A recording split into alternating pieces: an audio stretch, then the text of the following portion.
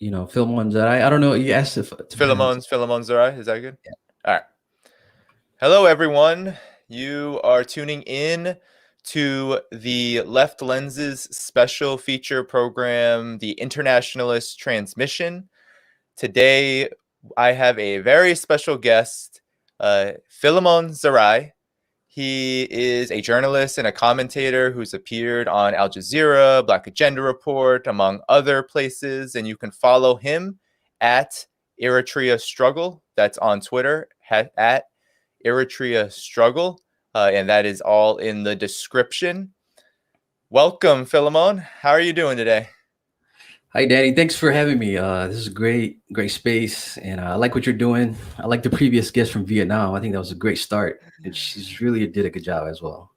Thank you. Thank you. So, to folks who are watching, this program is really meant to highlight the spirit of internationalism historically, presently. And we're here to talk analysis, we're here to talk politics, and we're here to talk about the international struggle and the struggle against imperialism. A lot of my guests will either come from countries that are under fire from US imperialism and Western imperialism, or they will hold some sort of expertise, activism, journalism, etc., or both, which can, I think, help us understand exactly what is going on around the world. What is the US's role in the world? What is imperialism's role in the world right now?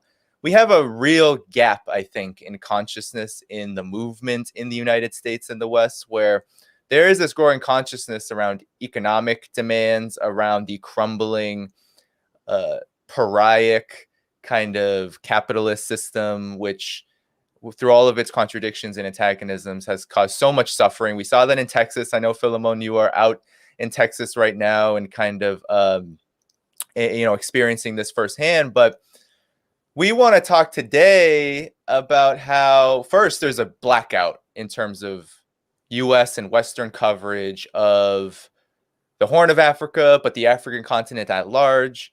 And there happens to be so much involvement that I think a lot of people just don't know from the United States and the West in the particular region that you cover a lot in the Horn of Africa, Eritrea, Ethiopia, Somalia, Sudan, etc. But, let's start with just kind of a broad historical outline. If you could also just, anything you want to say about yourself, but please feel free to just discuss what you feel like is important for folks, for people, for those in the struggle here to know about what's going on, what has happened, how history has informed the present, and then we can keep going from there. Yeah, first of all, once again, thank you for having me. And like pretty much majority of your audience, the importance of historical context and having sober analysis, especially within the Horn of Africa, is key. Emphasis on key because there's a lot to unravel on top of understanding how the formation of Ethiopia, Eritrea, and the role of imperialism from the beginning, from 1800, late 1800 to now, is still ongoing and still being impacted. But in order to understand the Horn of Africa, we have to rewind to the 1800s, developments of the European entering and penetrating the Horn of Africa. So there was no such thing, nation states, the creation of nation states in the Horn of Africa. There was no such thing as Eritrea. There was no such thing as Ethiopia before 1890. These are just recent neo-colonial states. They're not, the name Eritrea is not indigenous to the people. The name Ethiopia is not indigenous to the region. It is something that is imposed or created itself by the penetration of colonialism.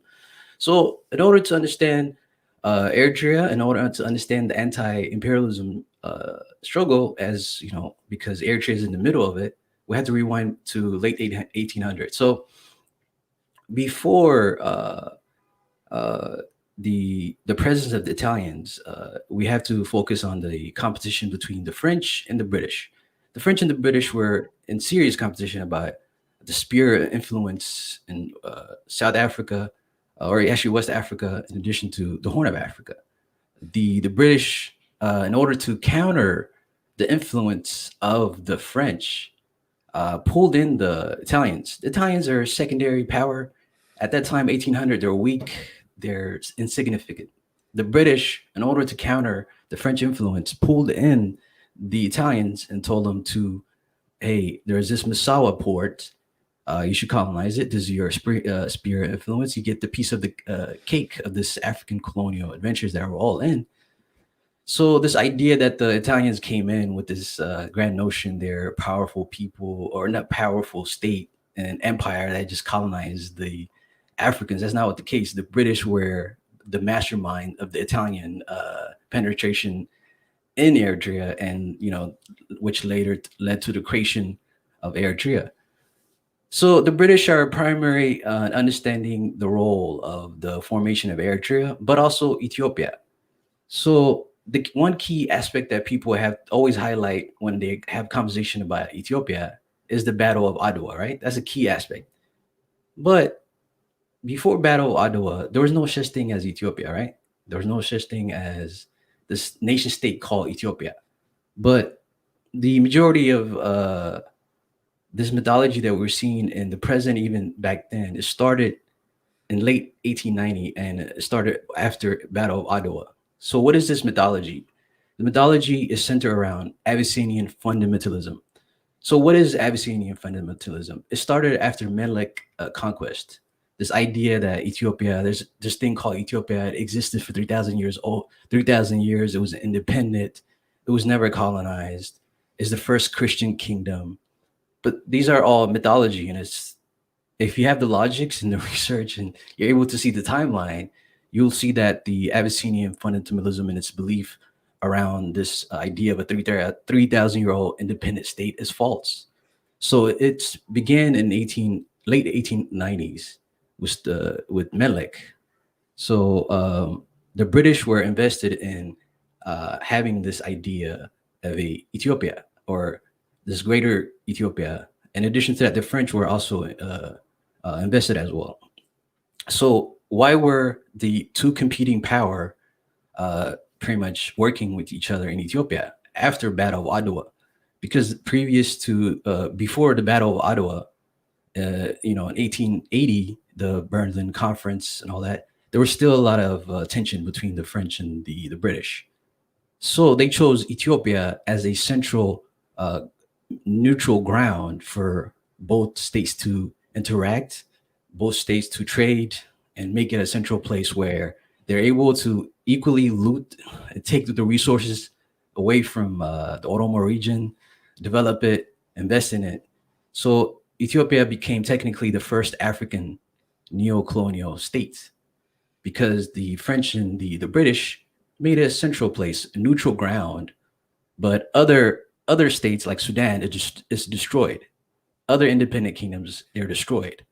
So what they have done with Ethiopia is there's no army, there's no European army, but they have a neo-colonial administrator of, for example, the Melik, and then afterwards Selassie, and then afterwards so on and so on. So in order to understand the Horn of Africa, you have to have you have to unlearn what do you know about Ethiopia.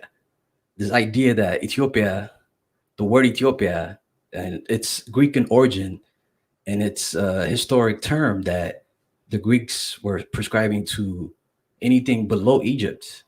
And the reference itself means like for black-face Africans. So the term Ethiopia, which is referenced in the Bible, it was pretty much co-opted and taken on a different name to mean this nation state. Uh, After Menelik was to pretty much colonize the southern population. So I think the outsiders looking into the Horn of Africa have to really study the events of the French and the British competition, understand how Eritrea was created, how Ethiopia was created, and understand the role of Abyssinian fundamentalism, and the ideological background of pretty much from the beginning. So Yes, thank you for rooting. I mean, the period that you're speaking about came right at the height of the scramble for Africa among the West. And it's important, the works of people like Walter Rodney and Kwame Nkrumah. Folks should definitely pick those up to really understand the entire geography, history of colonialism and its legacy on the continent. Walter Rodney speaks very much geniusly, going almost region by region, talking about how different forces within the so-called pre-colonial formations around the continent were exploited in their own ways, either destroyed, co-opted, etc., in order to facilitate the domination of the continent. Some folks in the United States, I won't say their names, but people like Henry Louis Gates Jr., for example, have used that sometimes to justify the subordination and subjugation of the continent. But it really was about how the West, by force and violence, created a lot of these dynamics. But when we look more into the present, right, and especially now, since November of last year, there's been a lot of talk about Ethiopia, Eritrea, in regards to the conflict in Tigray and the TPLF. There hasn't been any context about, well, the TPLF was the dominant force in Ethiopia for the last several decades before 2018. The Ethiopian economy, I mean, just thinking about how indebted it was to international finance, still is. 60% plus of its budget is foreign aid, essentially. When we think about that and think about things like the 2006 intervention in Somalia, which massacred tens of thousands, ensured that Somalia would be unable to form any kind of sovereign government, to the point now where the United States and the West are kind of overseeing a warlord proxy war, which continues to devastate the country, in which people in the United States, even so-called progressive politicians, do not comment on. They don't talk about. And whenever they talk about Africa, it's only in relation to this human rights, right? Human rights and the human rights industrial complex. The U.S. and the West have some sort of monopoly over human rights. Filmon, help us out. Help me out. How can we take that history that you just gave us and then apply it to this current context where, one, Eritrea is a pariah state. That's how it's framed in the U.S. media and the Western media. Two, Ethiopia now seems to have become a pariah state since 2018, especially, right? Where there's been this kind of peace in the region, or talks of peace. But since November, Ethiopia has been framed, even by Democracy Now! And other places, as now not so friendly to U.S. imperatives or human rights. What's going on here? And can you give some context, especially on the U.S. interventionist side of this, because and their allies, because I don't think that is being given its attention that it really deserves. Yeah, I think we have to rewind back to 2018. 2018 was a historic moment, regardless of the many flaws and mistakes of Abiy and also Isaias Afwerki in his execution. As far as engaging TPLF, and there was a lot of miscalculation. But in the beginning, this was a reset for the Horn of Africa. For the first time, you have the Ethiopian leader shaking hand with the Eritrean leader, and then you have Somali leader shaking hand with the Eritrean leader. This is a reset. This has never happened before in the last 30 years. It was historic. Yes, there's a lot of flaws with these individuals and their background, but as far as the people of the region, this was historic. You have people from Addis Ababa traveling to Asmara. That has a lot of people were waiting for this to happen. It's very historic. You have families from both sides talking to each other, engaging each other. It was a sense of hope for the first time. And I was lucky to witness this historic moment while I was in Eritrea this whole time. This whole time it was happening. Actually, let's rewind. Beginning of 2018, there was a lot of tension between Eritrea, Sudan, Qatar, and Turkey.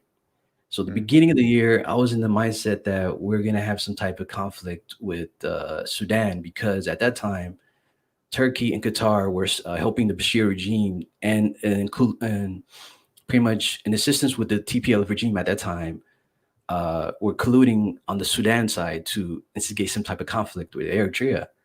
So there was a lot of stress about, hey, this is the Sudanese are being used by the Turkish and the Qatar to instigate some type of conflict in Eritrea. That was in the air. A lot of people were concerned there might be a war. But after April, things get settled down. You got to see Abiy. So the rise of Abiy is just it's really interesting, to be honest. His background is, he has a lot of intelligence background. I believe certain entities in Washington are aware. For those who are not, who you want to Google this, NSA had NSA, the organization in Washington, had very close connection with the TPLF regime, and there was a lot of contacts and efforts. And yeah, I think I would recommend people research the NSA. But during his time there, he was an intelligent officer and working that time. So when I saw him rise to power within OPDO, I was looking through his interviews. There was a lot of questionable things that he said about, that echo these greater Ethiopia myth about acquiring Eritrea. Very hostile view against Oromo nationalism. There was a lot of red flags about his rhetoric, and I was concerned. So when he decided to have to pretty much agree to the demarcation, the peace deal, as far as recognizing the Badime territory as Eritrean, was historic, and it was very surprising for him to do that. It was unexpected, to be honest. But you have to understand that the prior to 2017, TPLF and Addis Ababa, because of the Oromo protest, for a lot of people who are not aware, the Oromo protest at that time, not now, not right now, is sadly has gone somewhere else, but at that time it was really focused on the student and the farmers. The students and farmer were leading this protest against the master plan that TPLF was implementing in Addis Ababa, and the Oromo population were, enraged by this, and they were collectively enraged, and they pushed out TPLF from Addis Ababa, and then TPLF left Addis Ababa and to pretty much exit and return to Mekelle. So 2008 was a reset for Oromia, was a reset for Eritrea, and it was a reset for the whole region.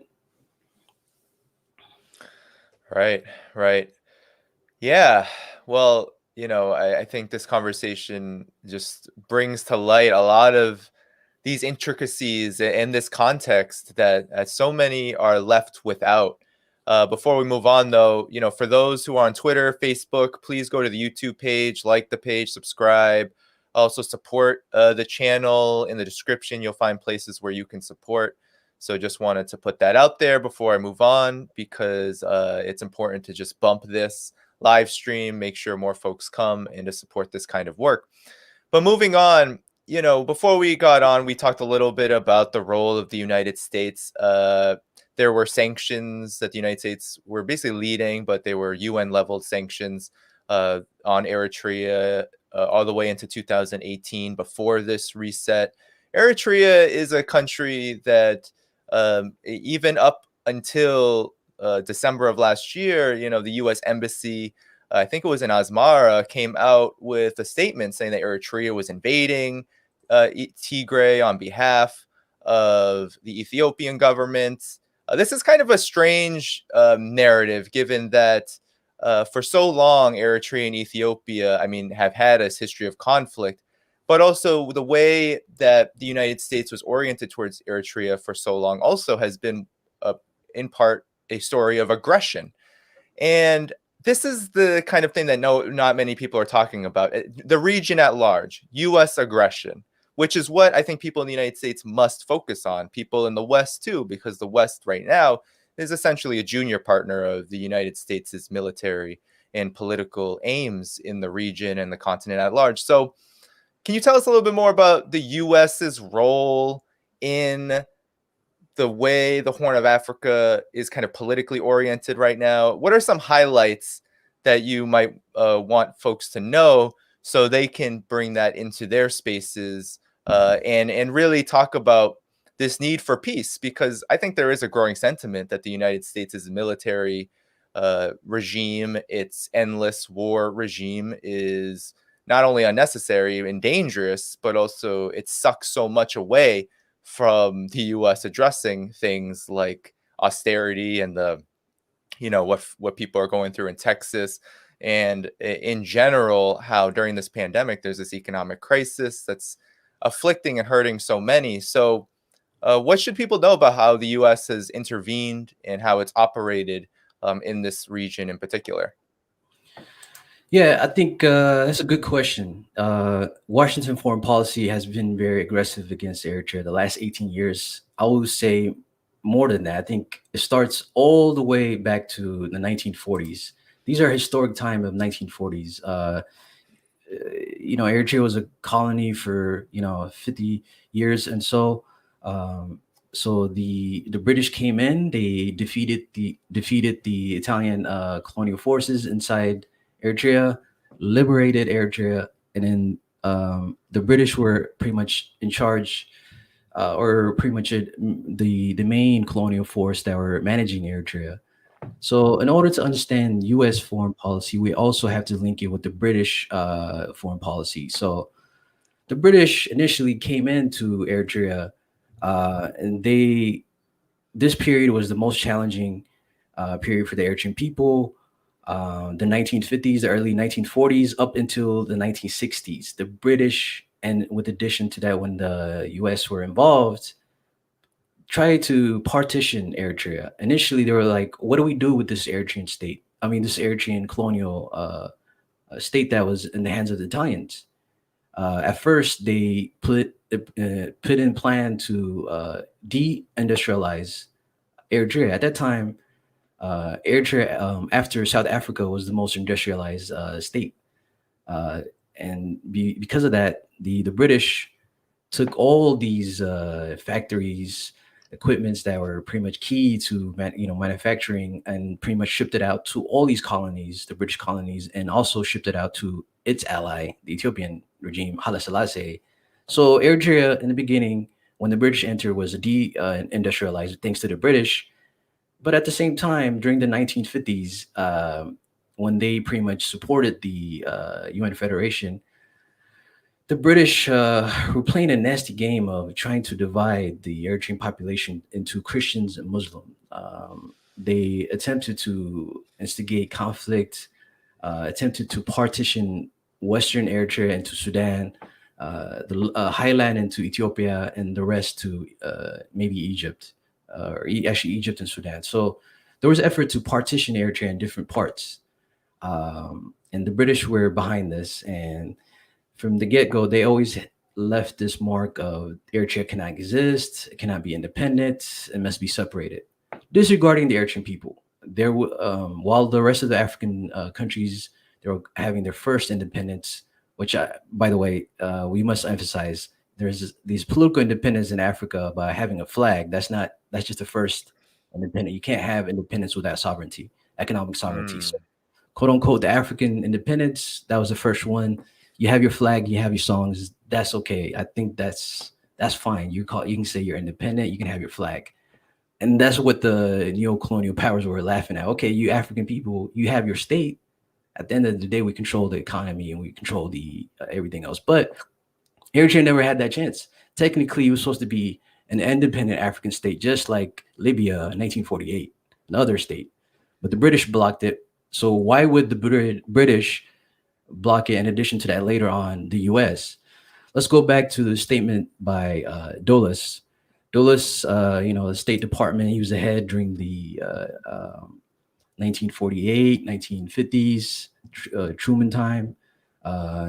So he was obviously, his brother was also a CIA director at that time. So there's this infamous quote that he put out that every Eritrean is like glued to about U.S. foreign policy. It is in the conscience of every Eritrean. From the point of view of justice, the opinion of the Eritrean people must receive consideration.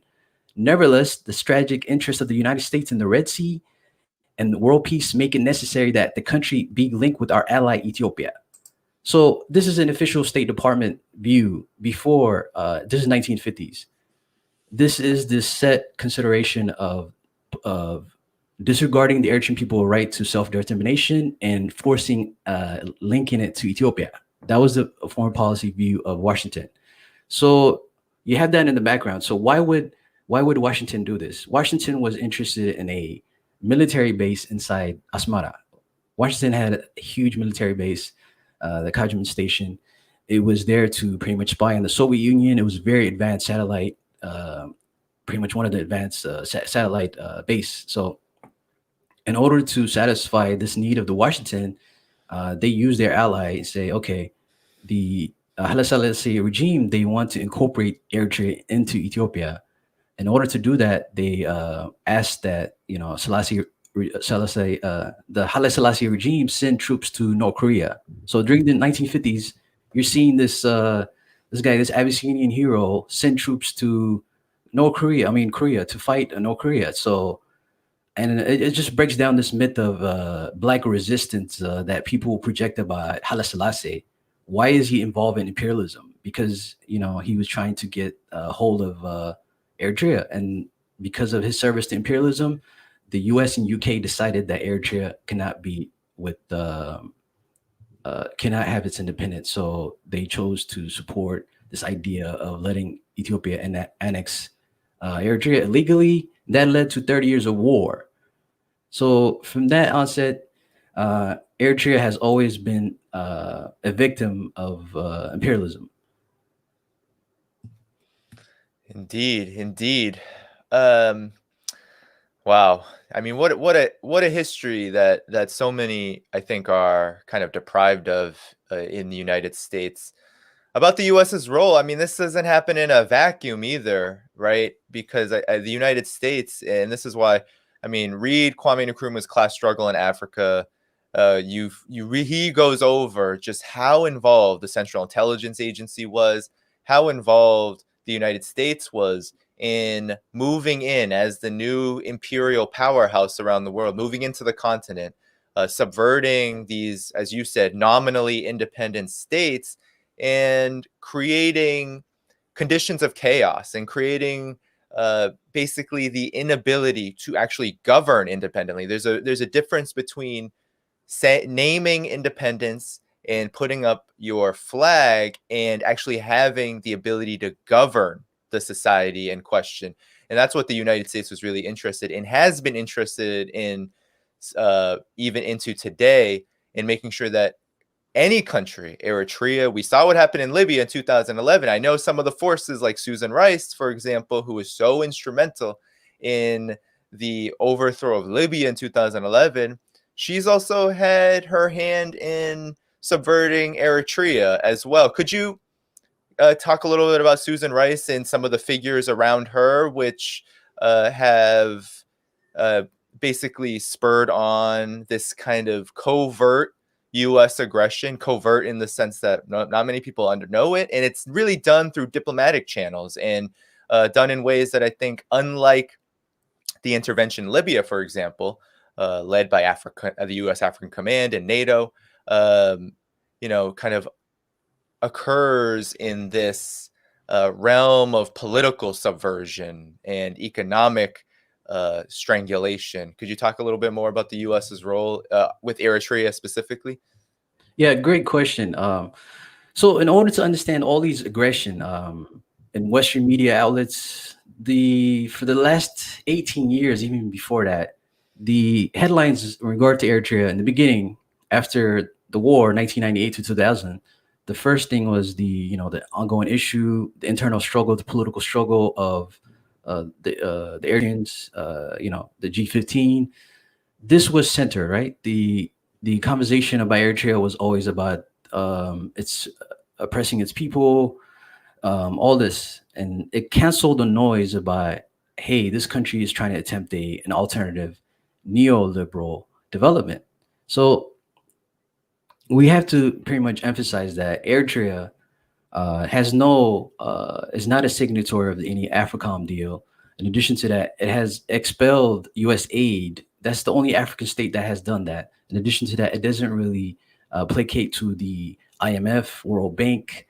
And so that is unique in Africa. And this thing, what we call all this is in combination, is an effort to implement self-reliance. Self-reliance within Eritrea, you will be a target. You become a target of Washington when you're not able to concede to neoliberal development, the dictate of IMF, World Bank. That was the mistake Eritrea made in the 90s of not signing onto the World Bank suggestions about, hey, we can help you develop, just take this loan. That in the early 90s, after 1993, there was efforts to pull in Eritrea into this model, and it resisted. And after that, we saw the 1998 war was timely. And in 1998 to 2000, there was efforts to make the state collapse using the TPLF to invade Eritrea, and pretty much which they did. They conquered and pretty much penetrated inside Eritrea, 25% of Eritrea into bottom two. So the TPLF was a tool of Washington to subdue Eritrea because of this independent foreign policy, independent development model. In addition to that, this idea of managing conflict by Africans. For example, Eritrea in 2005, 2006, there was an effort to manage these tension between the different factions between East Sudan political figures and the central government. And without Washington support, Eritrea, Sudan, and the internal factions were able to solve this issue, and it was a historic peace deal. I mean, there's a lot of flaws in it, and there's still issue somewhat to this day, but it's first for the Horn of Africa, where Eritrea was leading this effort to bring peace internally without Washington managing it or sending the EU envoy, anything like that. And so for this case, Eritrea was always targeted from the beginning because of this internal development model that is not in line with the expectation of Washington. In addition to that, they always question the foreign policy and the directive and take an independent line. For example, you mentioned to the Somalia invasion of 2006. No African state opposed the invasion of Somalia by the Ethiopia. Ethiopia was under the TPLF regime at that time. 2006, for the first time, we were seeing the anarchy disappear. There was a central entity, the ICU. Yes, it was Islamic, but that is up to the Somali people to decide whether it's valid or not. But at the end of the day, for the first time, there was entity destroying the warlords, bringing some type of control in there, and trying to stabilize it. And for the first time, there was a sense of hope for Somalia, and it was trying to rise up. So when that was happening, the TPLF regime under Meles Zenawi saw that, hey, a stable Somalia would not be benefit us as a regional power. We need to chaos in order to subdue it, control its resources, and so on. So that was been the case under Meles Zenawi. So 2006, there was an opportunity for Meles Zenawi to invade Somalia under the guise of fighting terrorism. But at the same time, we have to give a little context of why he did that. Meles Zenawi and TPLF in 2005, there was an election. There was certain opposition elements that were trying to overthrow him, and there was a lot of pressure. And Washington and Meles Zenawi had a little bit of friction. He felt the friction. I think they were trying to pull back on the aid because of the issue with the election. So in order to make Washington happy to validate himself, the presence of the TPLF as a regional power actor, it decided to invade Somalia in 2006, occupy it from 2006 to 2010, but it's still there in different aspect. But so Eritrea was the only one that opposed this invasion. No other African state opposed it. It left the AU. It protested the IGAD. So taking an oppositional line about intervention by Washington was the issue with Eritrea. It's a lot of issues internally as far as the management by Isaias Afwerki and his ability to not have a continuation of the Eritrean revolution, and his ability to manage the reduce harm from the sanction of all these imperialism, all these aggression. He has a lot of problems himself. He has caused a lot of issues for the Eritrean people. But the larger picture that we need to focus on is the imperialism. Why Eritrea was always targeted is because it took an independent line. What other African state do you know that is still not signed with AFRICOM? It was Zimbabwe, Sudan. Sudan just conceded. It's done. It's sanctions were lifted. Now it's a quote unquote client state.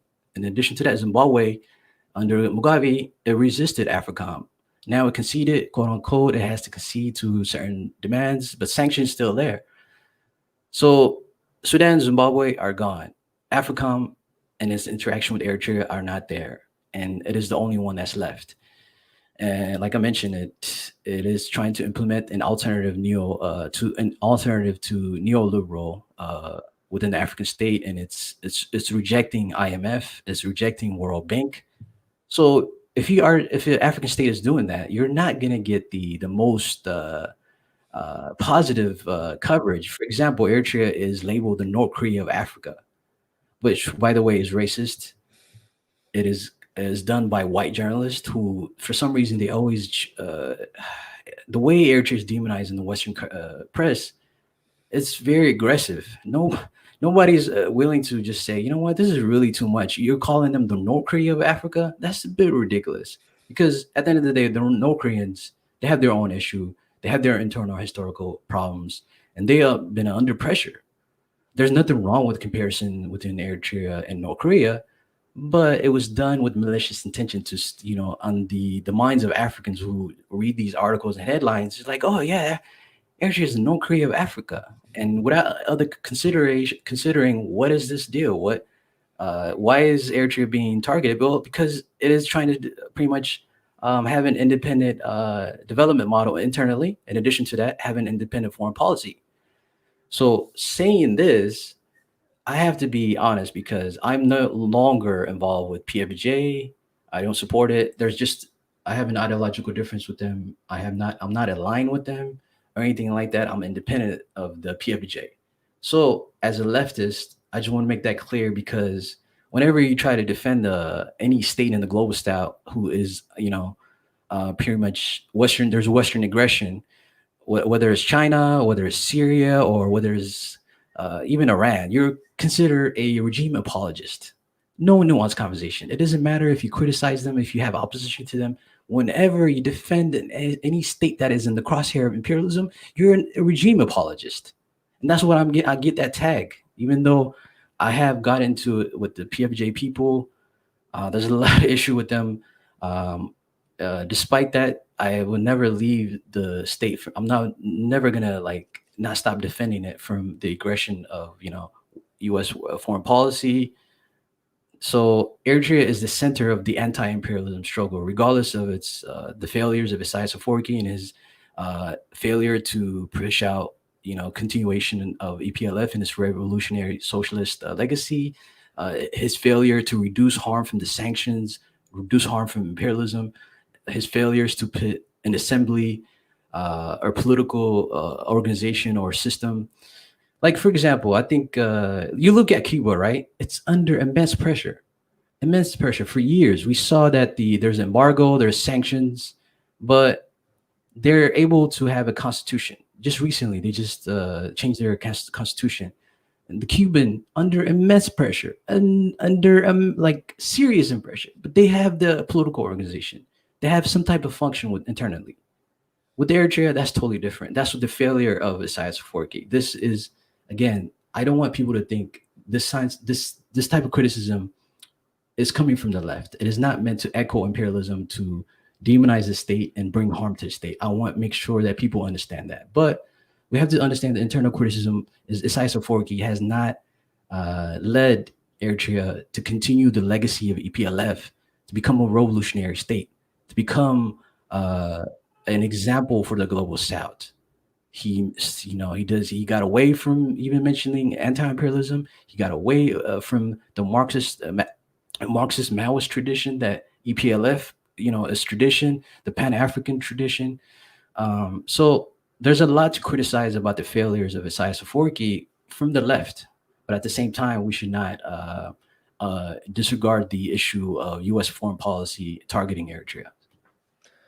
For sure. And Philemon, for me, when I hear you speak, you are someone who is deeply embedded and involved in the struggle over the direction of which way, as a part of the diaspora and as someone who calls Eritrea their homeland, but for folks outside of that sphere, especially in the United States and the West, and I know that we want to spend some extensive time on this. Whenever a country that is truly sovereign, that is right now figuring out how to be truly independent, not nominally independent, not independent in name only, but truly figure out of the abyss of colonialism and imperialism, truly figure out what is the correct political direction for their nation. It seems to me that these are the countries, whether, as you mentioned, Cuba, the whole insult, quote unquote, because I don't think this is an insult at all, even though, of course, it has, when it comes out of the mouths of the imperialists to say North Korea, Eritrea is the North Korea of Africa. But the DPRK, despite these starvation sanctions, have achieved so much with tens of thousands of U.S. troops right at their doorstep, and with a technically no peace treaty in place after just 6 decades ago, the United States basically leveled Korea into the Stone Age and left a third of the population without a home, and left 70% plus of Pyongyang completely in ruins. And so when I think about this, I think about this Western left, especially in the United States, this orientation that completely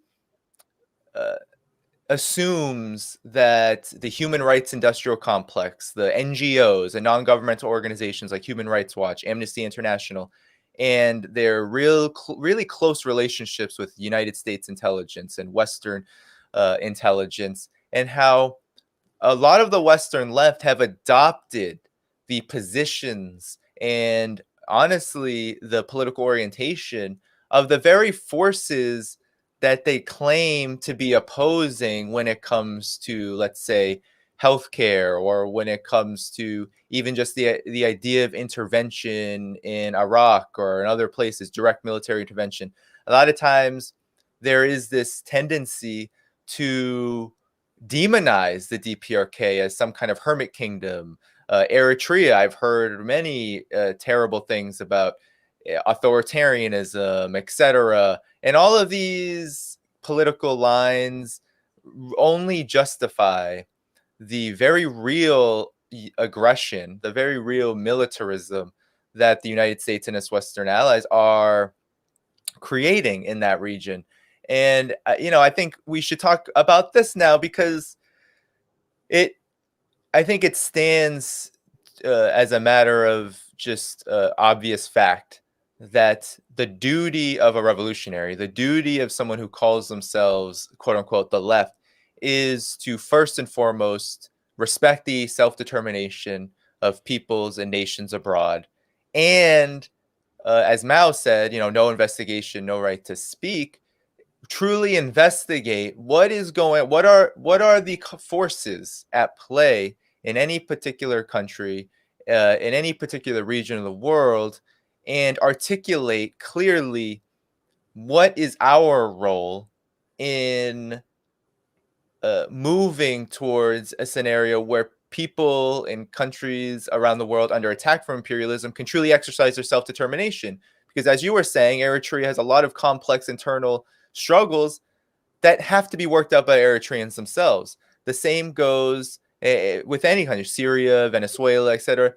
These countries need to be able to freely, without outside interference, figure out how to govern themselves in the way that they see fit. And usually what is the case, I don't know if this is the case in Eritrea, but I know in Syria and Venezuela, whether it's Bashar al-Assad or Nicolas Maduro, we know that the majority of people support these leaders and support the government because there's an understanding that there is this outside aggression, and that sovereignty is the first sort of line of defense, and the first kind of need of people in order to address some of these other issues like healthcare, like sanctions, right? How do you address that without sovereignty?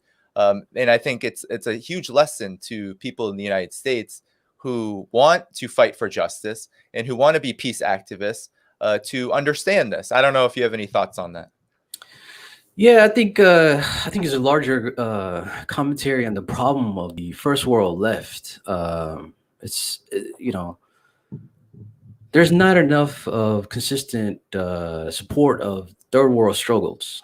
Even for Syria, it was a lot of a challenge for certain people to support the Syrian state in its battle internally. With the regional powers, efforts to balkanize it and destroy it over the years, a lot of quote unquote left, their closet liberalism was shown in their with how they view Syria and how they understand Syria.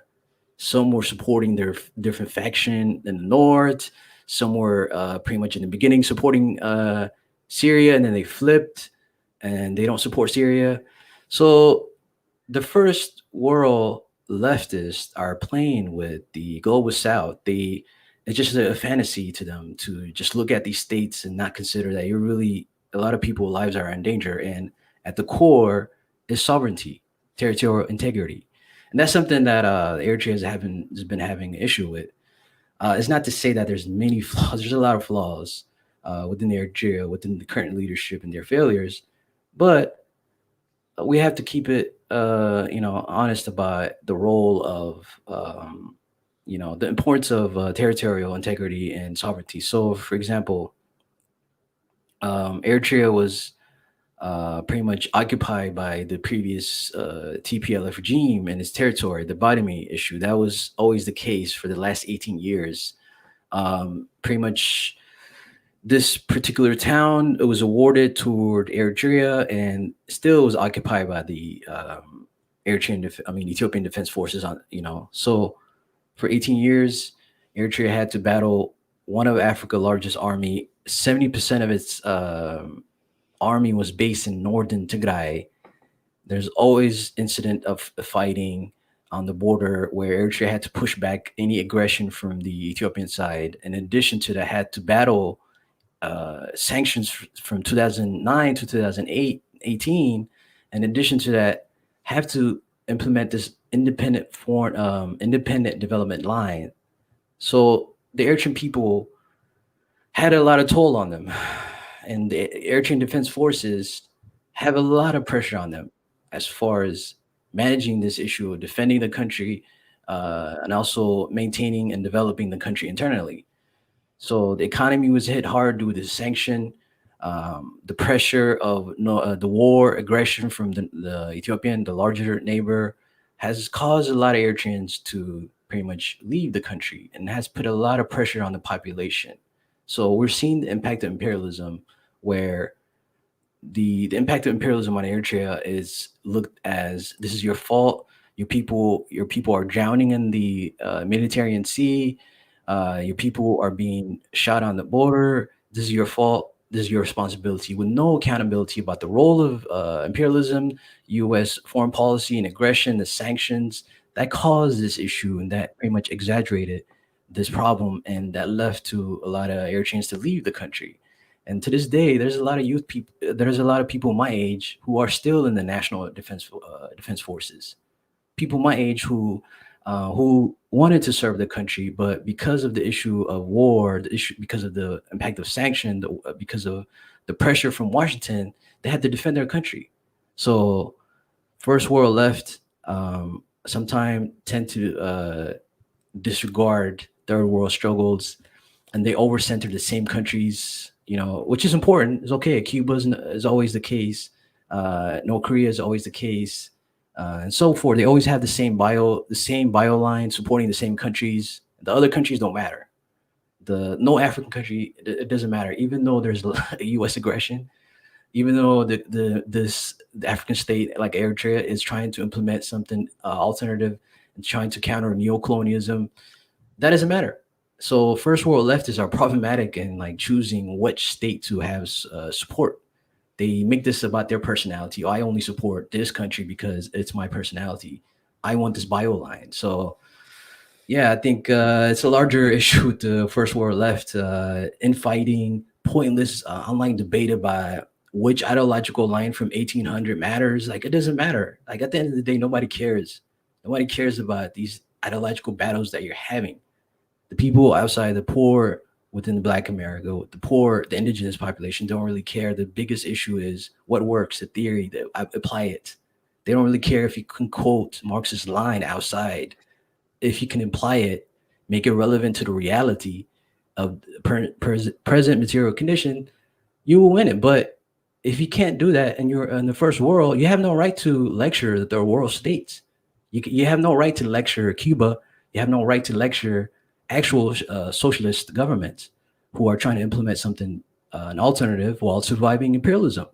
You have no right. First world leftists, it boils, it just enrages you, you know? Right. The United States and the West have not had a successful socialist revolution. So the idea that they can criticize other countries for their processes that they're not, first of all, not involved with directly, um, only helps imperialism. And I think that's what we have seen, especially since the fall of the Soviet Union. I mean, after the fall of the Soviet Union, but I think this was a process over the last, I would say, 60, 70 years. When the United States became the superpower, we also had this inundating of anti-communism. And a lot, and there were real forces. You cited the CIA and Alan Dulles, around the world, the Dulles brothers around the world, being a real force in undermining independent and sovereign states via coups and proxy wars, etc. But here in the United States, in the West, there was a process going on, this anti-communist, especially the United States. This is the heartland of anti-communism. There was real subversion, a real war against communism, against socialism, and that has left a legacy. Especially, I mean, we just had the new movie Judas and the Black Messiah. But there's this legacy, right, of almost minimizing the legacy of counterintelligence, of subversion of the left, which has then allowed for the very same political maneuvers of the imperialists, of the ruling class, to kind of take shape organically, with the help of, and I know you covered this in your article for Hood Communist, with the help of real powerful institutional forces, covert institutional forces, which pose as human rights organizations, but really what they're doing is they're carrying water for imperialism. We saw this with Amnesty International and Human Rights Watch in Libya, for example. We see it with the continued onslaught of even the most so-called progressive media covering Syria. We see it now with China, right? You can't go a day without most of the left going along with whatever the State Department says about China, in regards to the Uyghurs, in regards to Hong Kong, in regards to China and the South China Sea. But what's left out of all of this confusion is, what is the United States doing? What is the West doing? And what is predominant here? Is the predominant position we take, well, we need to go condemn these countries that the United States is attacking? Or do we need to stop the United States and the West from conducting its aggression, from conducting its violence around the world, so that people, including ourselves, because we I think have a stake in this, have an opportunity to build a society that can meet the needs of humanity? I mean, that's really the essence of socialism. It's the essence, I think, of a revolutionary, is fighting for that. So I don't see how any criticisms and condemnations of Eritrea help this. I don't see how condemning it makes me laugh to think about folks saying, criticizing, condemning Eritrea for the refugee crisis, when the United States, through its overthrow of Libya, created the most enormous refugee crisis in human history, with the help of forces like Turkey, etc. That the movement of people, the displacement of people, rival that of the transatlantic slave trade. When we talk about the hundreds of millions of people that have been displaced by this in countries all over the world, with Europe playing a big role, of course, Turkey. But as people are watching, please like this, share this, make sure to support this work. But yeah, Philip, I don't know if you have any comments on what I was just saying there. Yeah, I think that's a good point. As far as Amnesty International and Human Rights Watch, for the Horn of Africa diaspora community, there's no leftist organization. There's no left position. Everything is just neutralized. Everything is super liberal, reactionary, factionalized, and regionalized. It's just like it's problematic. There's no left. It's tragic.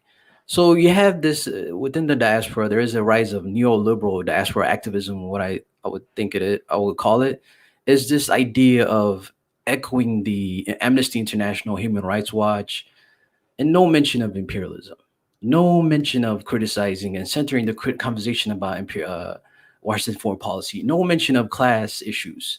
For example, the Oromo protest is ongoing, right?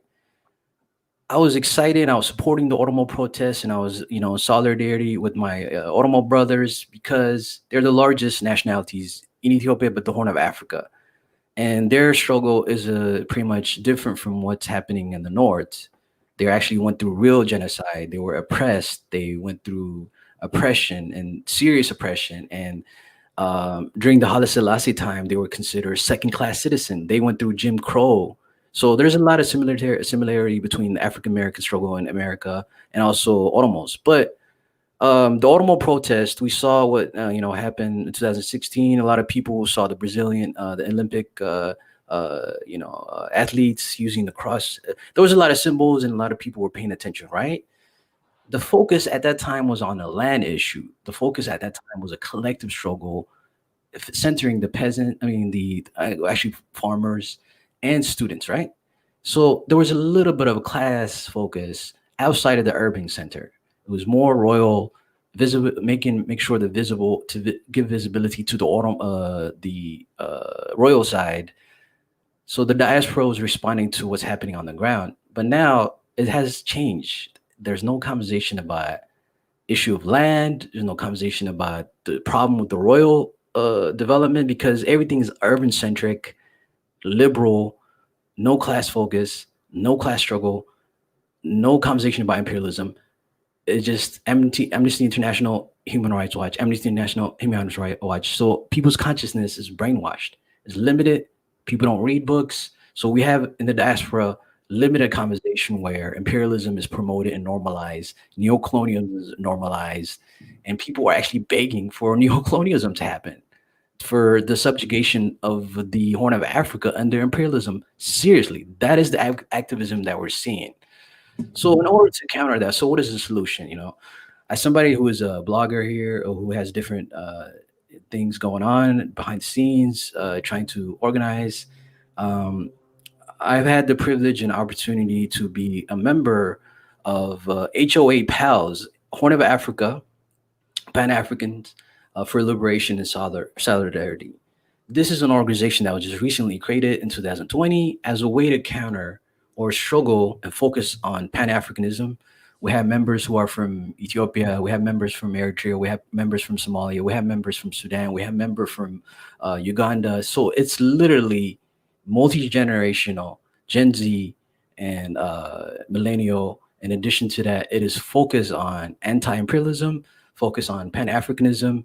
So there is a solution to this. The rise of neoliberal activism that is pretty much really strong, and it's really pulling in certain elements of the Gen Z population who haven't really have done the research to understand what's happening with imperialism in the Horn of Africa. So HOA PALS, it's an organization founded mostly it's led by women, and I'm just really happy to be part of this organization.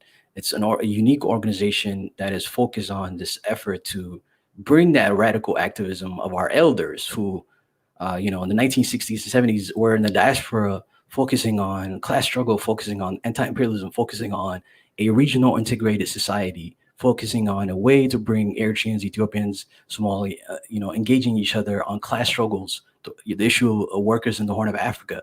So that is what HOA PALS is doing. And that is something that the First World left have to understand. There's an ongoing struggle where on one side, you have the dominant narrative about the Amnesty International, Human Rights Watch.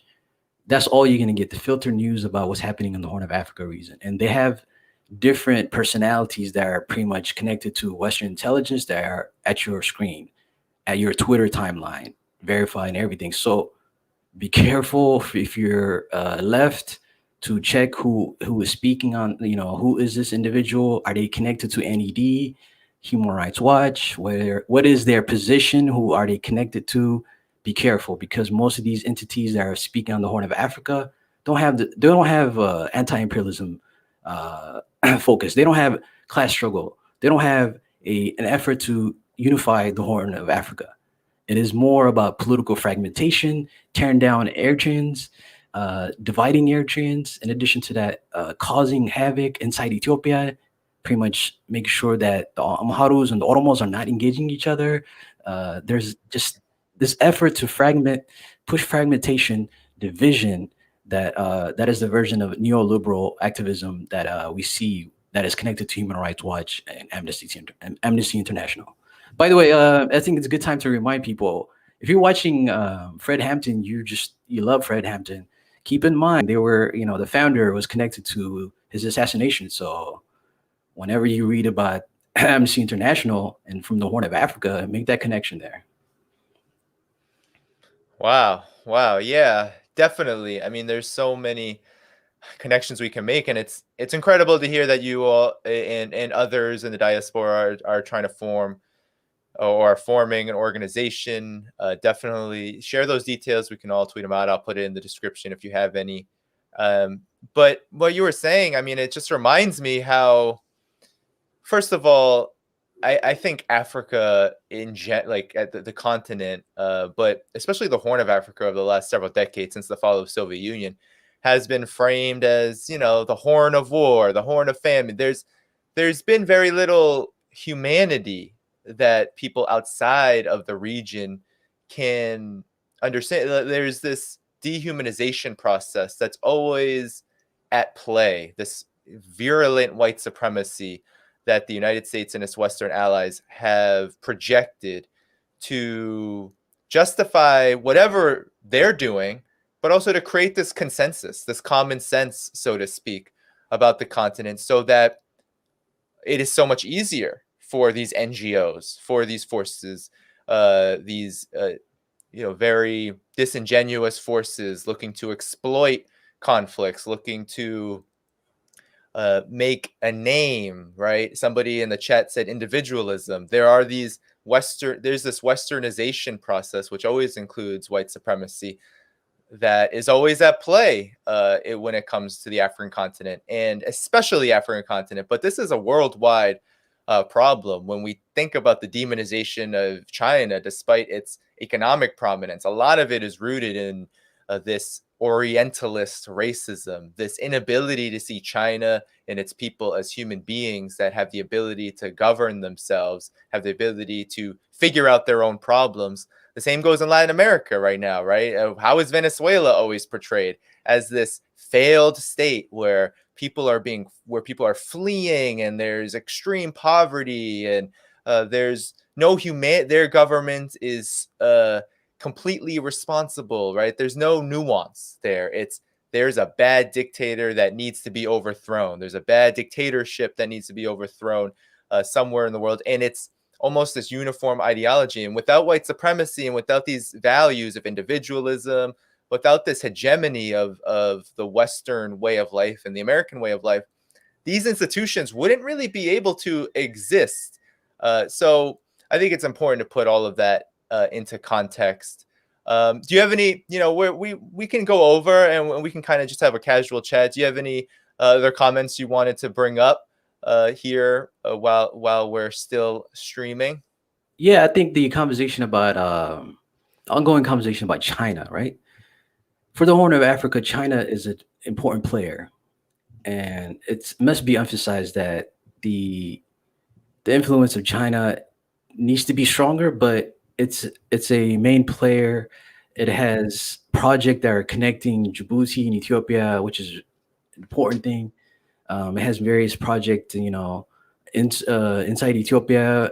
The last 18 years, despite its support of the TPLF regime, it has developed Ethiopia.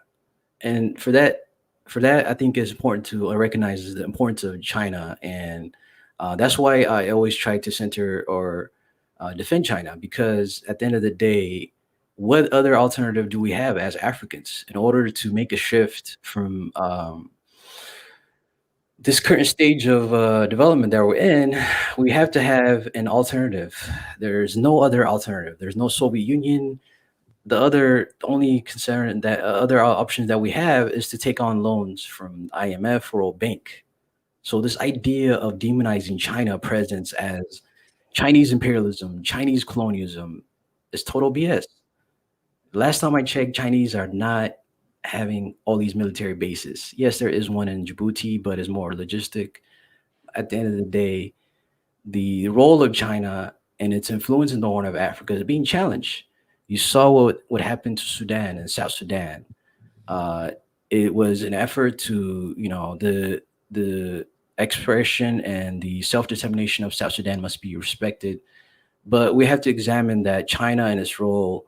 Why was South Sudan and its, you know, why was Washington, all these entities supporting the fragmentation of Sudan? Now, I support South Sudanese and their efforts to become independent. That's not the issue here. They have a right to be independent. But in 2005, John Garang, the leader of SPLM, was for autonomy, like a setup where with South Sudan and Sudan are just one country and they have an ability to govern themselves. And they were saying, let's try unity first before we become independent. Yeah, and then what happened to him? He got assassinated. John Garang, the only individual who was pushing more of unity, an effort to try autonomy first before independence, he was gone, and he had more of this connection, not connection, but I think he was a player that could have brought in Chinese development inside Sudan. So China is always the back. I mean the center of all this issue that we're seeing in the Horn of Africa, from Djibouti to Eritrea to Ethiopia. So China is a factor. In addition to that, the Red Sea, the Indian issue, Indian Ocean, the importance of Yemen, all these are factors. In addition to that, to just countering Eritrea and its independent line as far as internal development, are all a factor. And China and Eritrea have uh, great relationship as far as development aid, and it should be more. They should be involved infrastructure wise, but the role of China in Africa is not about imperialism. It's not about colonialism. It is not perfect. It has many flaws. There's a lot of cases where China really messed up in Africa, but it is the only alternative we have. You want to beg the IMF? See what happened to Zambia right now. They're about to default, and they're having pain of debt, and the IMF will not give them any type of lifeline until they pretty much cut themselves off from China or just make concessions that are going to cause pain for the people. Same thing with Zimbabwe. China is a factor. You might not like it. You might not like you feel like it, but is the only alternative power we have. And if it's gone, God have mercy on us. Because what else do we have? We don't have any type of to stop the pain of neocolonialism. There's no other state that can do that. China is an important player. Indeed. And, I think that this is a large conversation about China and Africa. I think the fact of the matter is, though, and I think what we really need to start focusing on the left in the United States and the Western world, is a real grounding in objective reality. And the objective reality is, first off, as you said, there is no alternative here. The neoliberal Western and US imperial economic model is no longer serviceable and seen by many, even African governments, which have deep relationships to Western financial institutions, are no longer seeing that as palatable, as the only method for developing their economies. Because if that were the case, as we've seen in Ethiopia, with more than half of their budget basically in foreign aid and totally indebted and unable to meet the needs, despite being one of the most resource abundant countries in the world, what we are seeing is that China, with it's offering hundreds of billions of dollars worth. I mean, it is able to, with its political sovereignty and with its economic model that focuses on cooperation rather than political manipulation and dominance, it's been able to gain a foothold because there's a hunger. I mean, how could there not be a hunger in especially the formerly colonized world as a whole, but Africa in particular, a hunger for real advancements, to be able to no longer be stuck in a period of backwardness economically. I mean, that's the reality that a lot of people are facing. And these governments are going to make the choice that if China is going to offer 5G technology, roads, the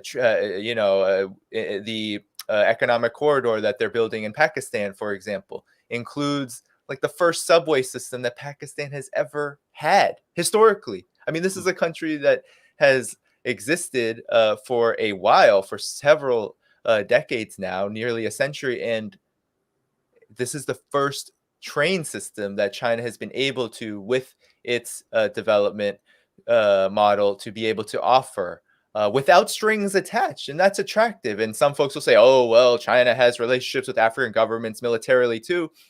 But China is not dictating the terms of political organization in these countries. And that's just the fact. And there isn't an African head of state that will tell you differently, really. And even those that are close to the United States and the West. And I think that scares the United States and its Western allies a lot, because Africa is really the battleground for the future of capitalist and imperialist domination.